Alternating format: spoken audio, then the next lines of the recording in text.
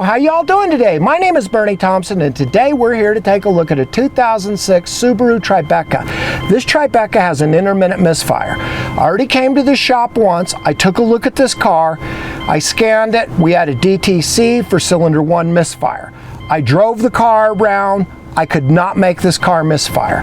I came back today, I got the car misfiring, so now what we need to do is gather some data to see what's going on with this misfire. So the first thing, let's scan it and see if we still get the same codes and the same data set, because last time this car didn't miss. So let's get the scan tool connected. I got the scan tool connected, now let's take a look at some data. So basically we're able to maintain fuel control, so I'm stoichiometric, but I've got a large trim on bank 1. Bank 2 is okay, I don't see a problem on that. My bank-to-bank fuel trims are okay. The time to engine temperature, we still haven't run this car long enough to bring it to temperature, so that's just waiting to get data. The engine vacuum is good. Charging system is good. We have a DTC set, and the monitors haven't been run. We have 3. So the codes have been cleared on this set again after the codes were cleared. So let's go ahead and look at the DTC. So I have cylinder 1 misfire detected.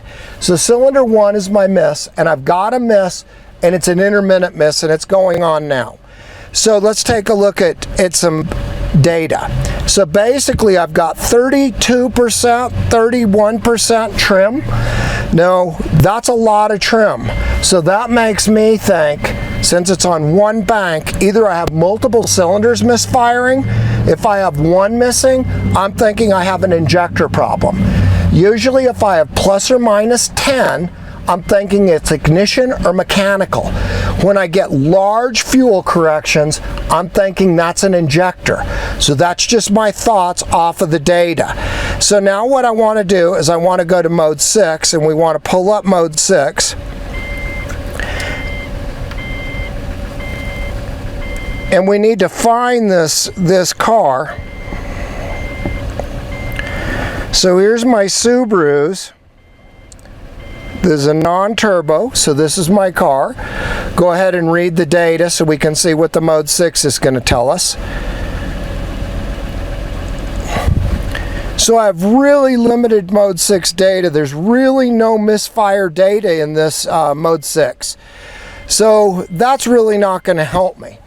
So right now, I have the car. It's intermittently missing. Right now it's missing, so that's a good thing, finally.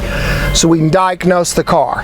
So what I want to go do is I want to connect a scope to this car, and I want to confirm which cylinder is missing, and then we'll proceed with that data once we get it.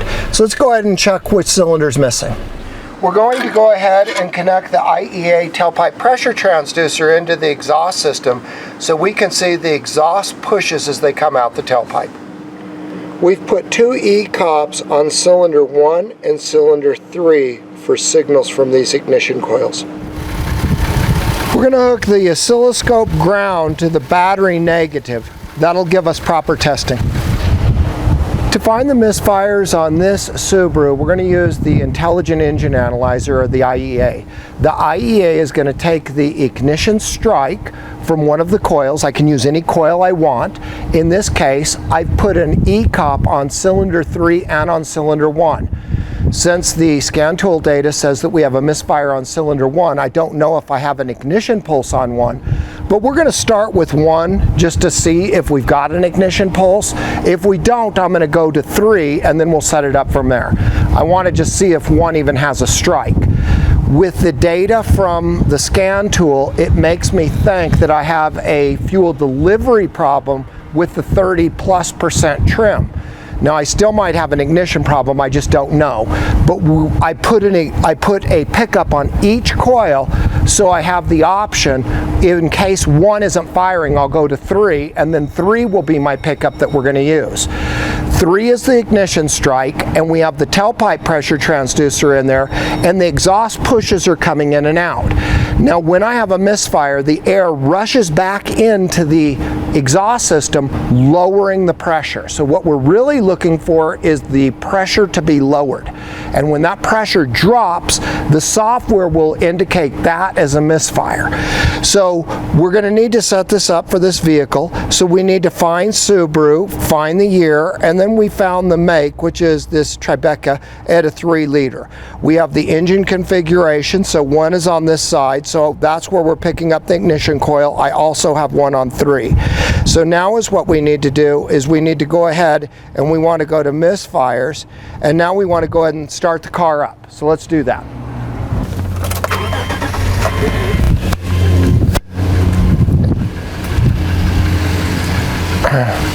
Okay, we've got the sensor working, and do you see how this is red? We need to change our trigger voltage. So these eCOPs have such a small voltage that it doesn't like the voltage that we're getting. So we're going to just slightly rise that and see if what we get here. So now all I did was take the auto trigger and I adjusted the trigger. Now we want to go ahead and go back to our controls. We want to reset it. And right now it doesn't appear that this has got a miss. So we had it missing, but apparently now it doesn't want to miss. So that's sort of, well, that's a real car, right? We'll give it a little bit here. Maybe as it warms up, it'll start to have a problem and it'll start missing. The problem comes and the problem goes. It's intermittent, I know that, but I thought once I had it missing, it would stay missing.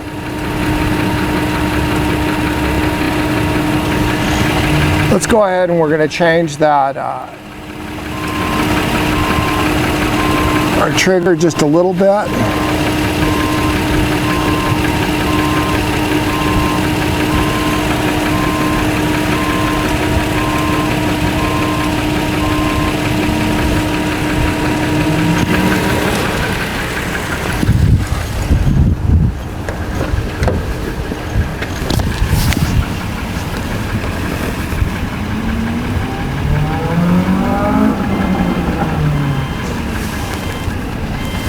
Well, there we at least got it to where we've got a couple of misses.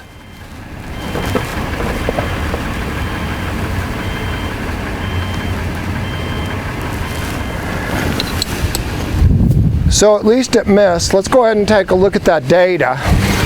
We can see it's not missing now. We're going to go to the measure. I want to go to strip chart. I want to go ahead and pause this. Now we can see this right here is our misses. So we want to come in and I want to show you what we're looking at. These are our exhaust pushes here. Do you see how we get a real big drop and then it rises high and it overshoots? Those are misses. So here we had a couple of misses, then it hit all these are fires. Now we had a few misfires again. So at least the car is cooperating with me. So we do have some misses happening. Now the little red traces in the back are coming from the eCOP. And again, it's not missing a lot, but at least we got it to get some misses. When we go back out here, 1 is the count. So 1 is my misfire, and that agrees with the scan tool. So now that I've proven that 1 is my miss, we want to look at 1 and hopefully the thing will start missing and be cooperative with us. Since it's 1, I want to go ahead and I want to get on the injector and I'm on the ignition coil. Let's move those leads over so we can get into the injector now so we can look at that data. I'm satisfied that 1 is the miss. So that's the cylinder we're going to look at. Let's go ahead and get the injector set up.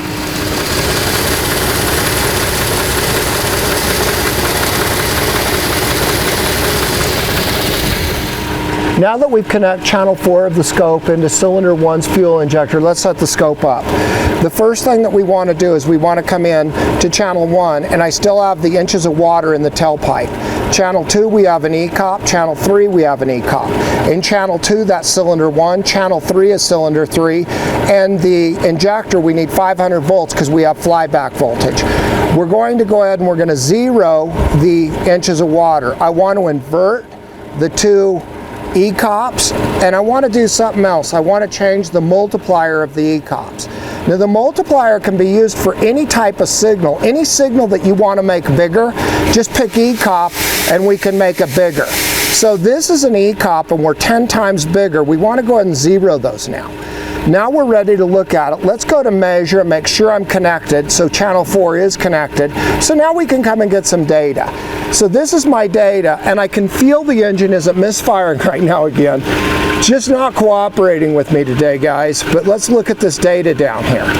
So if we go from the red ignition strike, because that's 1, to red, and we get our cursors, and we bring the cursors over, and we mark the ignition, and we mark the ignition, and then we want to go ahead and we want to make this a 6-cylinder.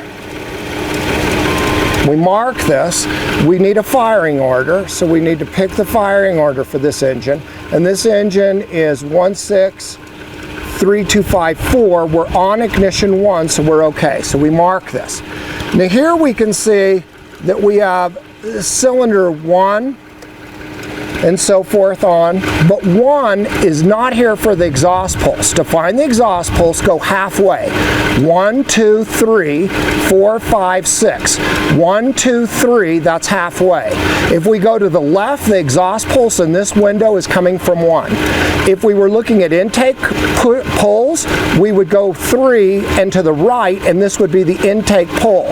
So for 1, if we're firing on 1, the exhaust pulse will be 1, 2, 3, center, and it will be in this box right from the side. So this would be 1.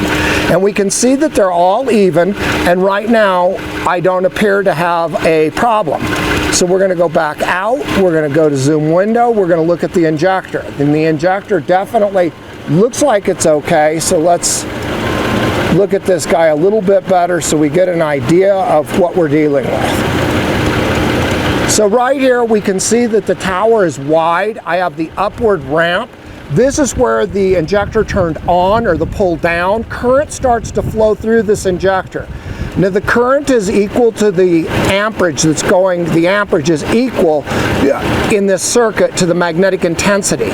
The wider this gap is, it tells me that I have good current. So I got a diode clipping up here. So we can see that we're clipping that diode, and that's okay. And then we're coming down and we have the injector bump where the injector is falling back through the field, and I've got a bump. So right now, that injector looks okay. But again, this engine doesn't want to miss now. So we're going to have to just watch this as hopefully we can get this guy to miss again. And we can see if it's going to miss.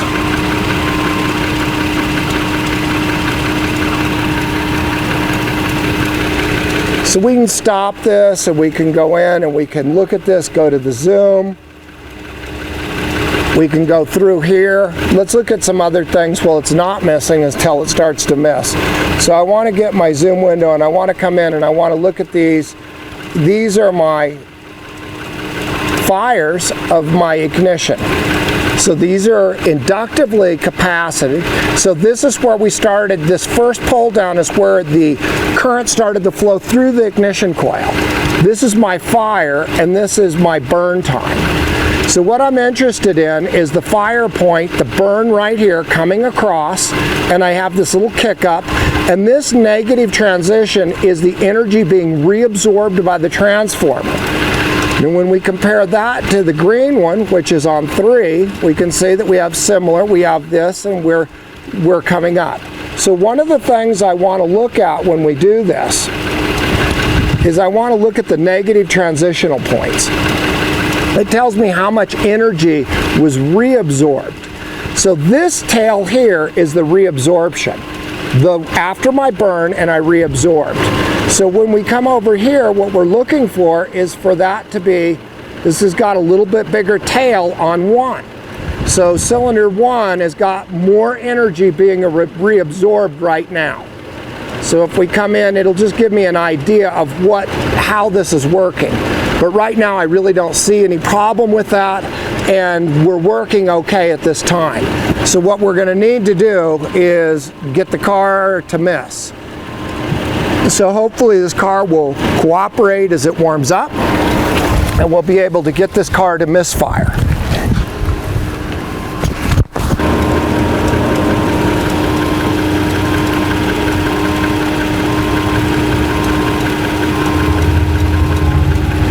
Okay, there it is. The car cut out and we got some missing going on.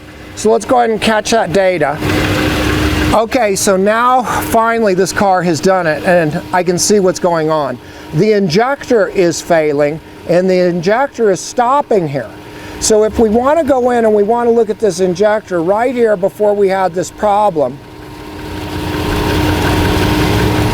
and what I'm interested in is how much current there is here. Now, when I turn on the injector, this is the turn on point, and I come across and I turn it off.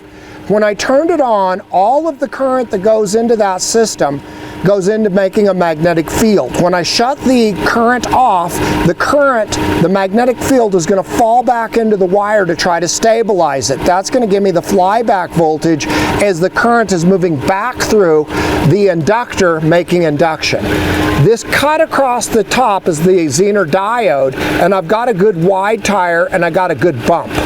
That tells me that the current was good while I turn this on. But whatever's happening, I can see that I still have voltage present in the middle here. The voltage is here, but it's not being pulled down. Now this could be a driver in the computer, or it might be a wire or a connector that's on the motor that's making or breaking a circuit. I also want to look at my pulse. Do you see the yellow pulse down here? So here we go, and do you see how we get this drop down? See how it's dropping? Well, that is the tailpipe pressure missing, and we can see that that missing is going on while the injector is not there. Now that the injector, we can see that we're not pulsing the injector, that would clearly correlate what we saw with the scan tool data where we had plus 30% saying it's lean. If all I've got is air going out this cylinder, that side is going to be lean and trim is going to try to correct that. So right here we can see, let's also come in here and let's look at the number one in ignition coil. So here's the ignition coil here. And we can see that we're firing and the tail has gotten bigger, and what we're interested in is we're interested in looking at the upward movement on this guy.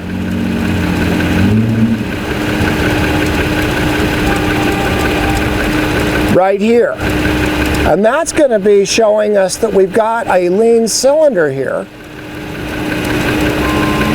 Do you see how we start to get this kick up here at the end? It just kicks up. Well, that end at the kick is going to be a lean cylinder. Here's our energy being reabsorbed into the step-up transformer, and we can see that my energy is almost equal to the pull-down, which has grown, and that again is an indication that, yeah, we've got a lean cylinder. And that's what we're looking for. We're looking for the tail to be higher. So here we can see where we got the spike. This is the pull down where we started to charge the transformer. That's the ignition coil.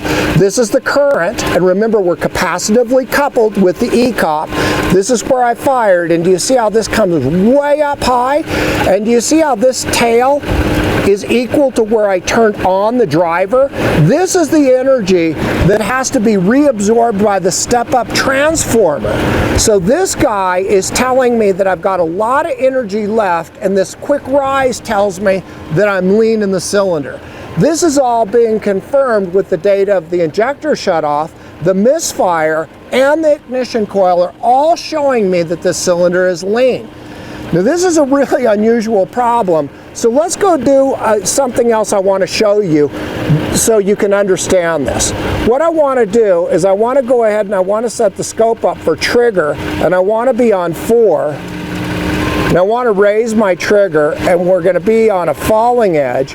So here we're triggering this on a falling edge, and this is the injector. So we want to come up to 100 volts. So here we've got this guy. go to 100. So here we got the injector. I want to go ahead and shut this other stuff off. The only thing I want is the injector. Now, when this thing cuts in and out, this is in real time. This is strip chart. Now, the trigger has to be activated when I cross the program. The program is the voltage level I've put and what edge it is. That means that that voltage has to fall across that voltage, be at a higher potential, and go to a lower one on a falling edge before I make a sweep. Now, all scopes, once I make a sweep, the last sweep is left on the screen. So what I want to do here is I want to come in here, and we're going to have to wait for the car to cut out, but it will, and we'll cut out. And when it cuts out, this triggering mechanism can hide a failure from me. Do you see how this is? So let's go to tool time base now. And now we're going to watch it. Do you see how that trigger makes it look like it's still there, but it's missing? So sometimes triggers can make it really hard to see. Always be careful when you're using a trigger, because you can see this missing down on the bottom plane intermittently, and you can see this failing up on the top plane. So the bottom one has some misses when it occurs, and the top one is staying very steady.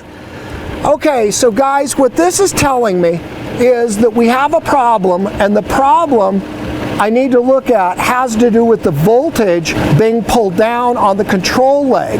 And that could be in the wiring connections, the computer, the driver of the computer, power ground. So what I need to do now is I need to go get the computer. I'm pretty sure it's under the passenger kick board. That's usually where they are in these Subarus. So let's go find the computer and let's back probe the #1 injector so we can see if the power is making it there or not, so we can make some diagnostic decisions on what we're going to do next. Let's go find the computer. We need to get into the ECU for this vehicle. It's under this flooring right here, so we're going to need to remove some things to get into that. So let's see what we can't do here.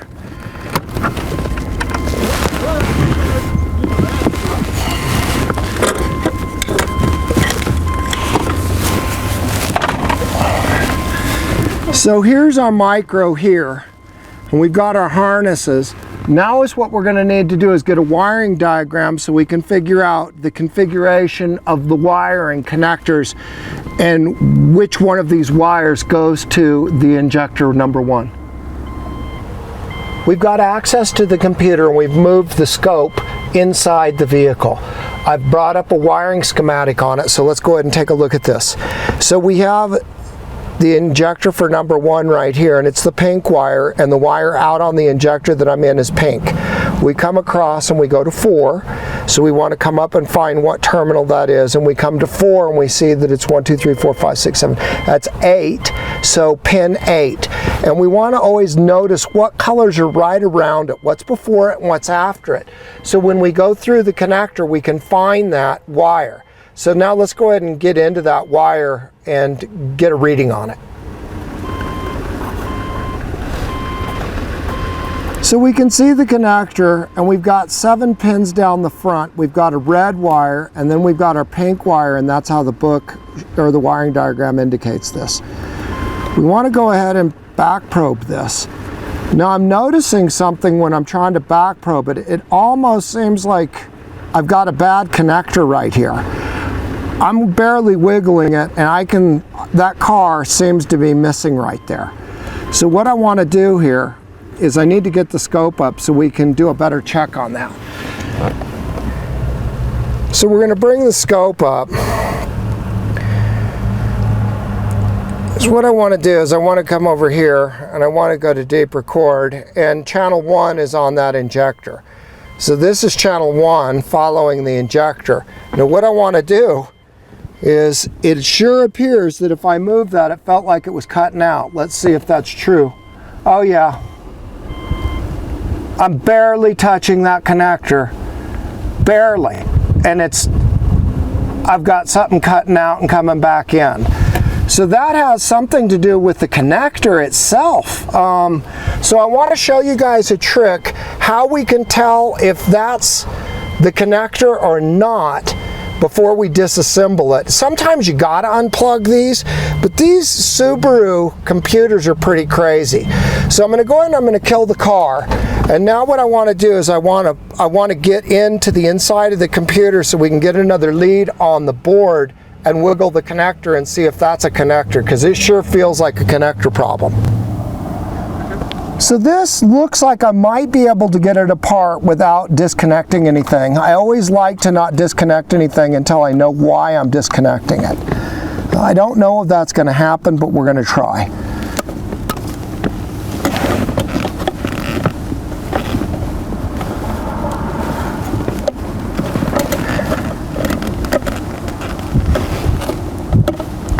Wow, that's cool. That wouldn't happen on very many of these.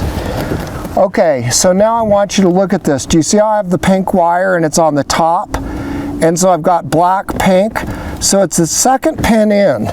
So what I want to do is I want to take this connector and I want to connect it in to that second pin, just to the pin. And now I want to connect this to channel 2. We're going to go ahead and we're going to back probe this guy right here into the pink wire like we had it. And now when I wiggle this connector, if I break the voltage on here, it's in the connector. If I wiggle this connector and I still have voltage here, then it's in the board. But this is a really quick way to do this. Let's go ahead and get the scope set up. Now we're into the ECU on the injector for cylinder number 1. So what we want to do is we want to go ahead and start the car up. And I need to change the scope, so we want to get it out of where we were with it. We don't want the eCOPs up here anymore.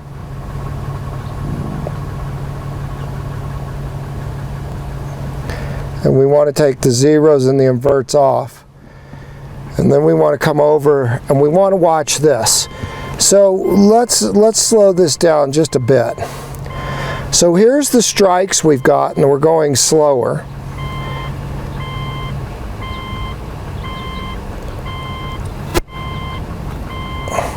So here's channel, let's do this differently. We'll put channel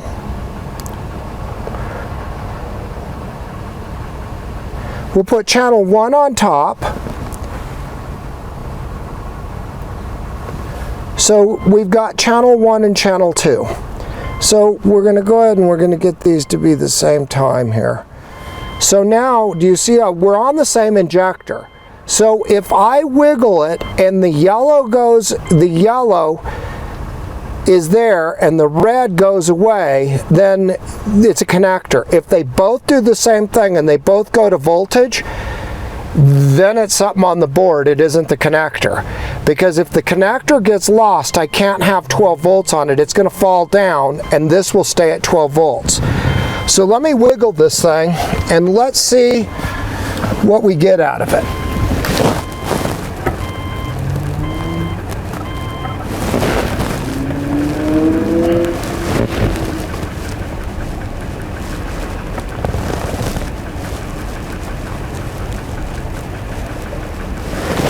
Change the time. I'm pulling on it pretty hard right there and it didn't do anything. So I want more time so we can see better what's happening. Probably too much time. Let's go to 1 second. Okay, so now let's try that again. There it is. Did you see how the red one stays high with the yellow one? So that proves that it's not in the connector. If it was the connector, the red would fall. See how the red is staying up?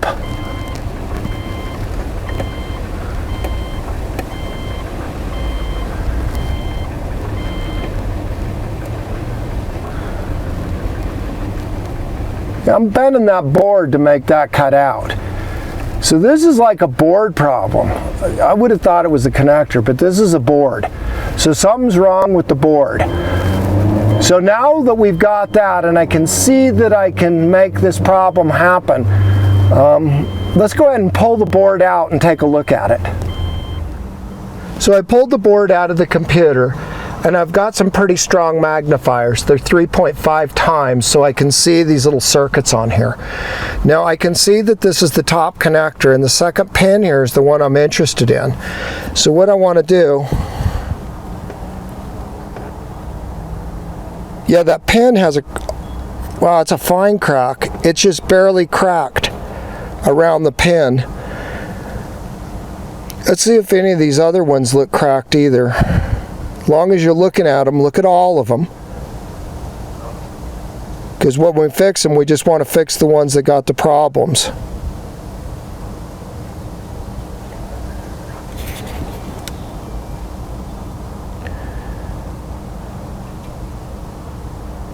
There's another one here that doesn't look like it's got a very good solder joint on it, but I don't see a crack in it.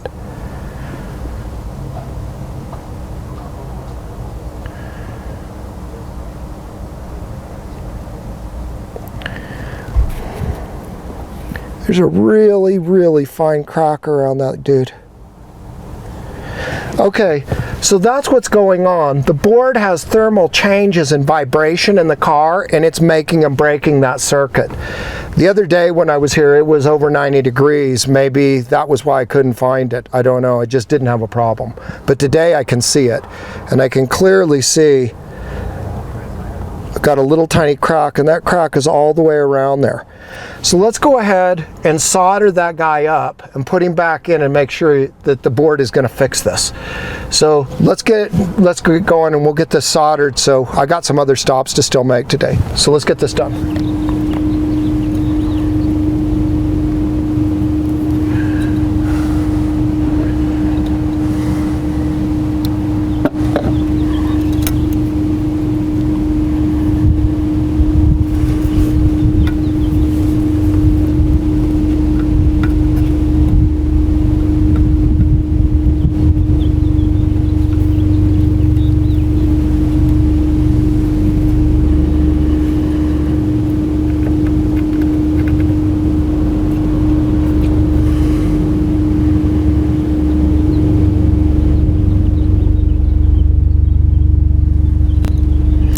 Okay, we've got that board soldered up, so let's put it back in and test it. Okay, we got the board fixed. I put it back in. I got it in the case so we can't short out anything accidentally. I've got the same probes on it. Now is what I want to do. Well, we're watching the scope. I want to do the same thing I was doing where we were just barely moving this connector and see what's going to happen here. The scope looks really good. Let's move all the connectors.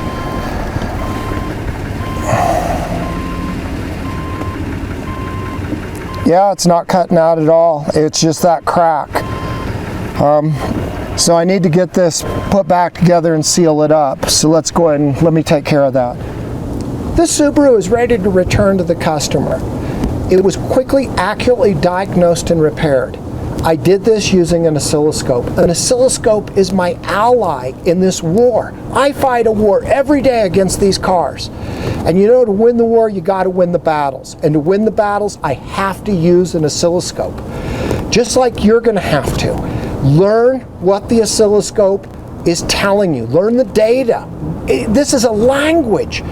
These electronics are turning on and off, and it's a language. And we all gotta understand what that language is. And once you understand the language of the land, the vehicle is the land.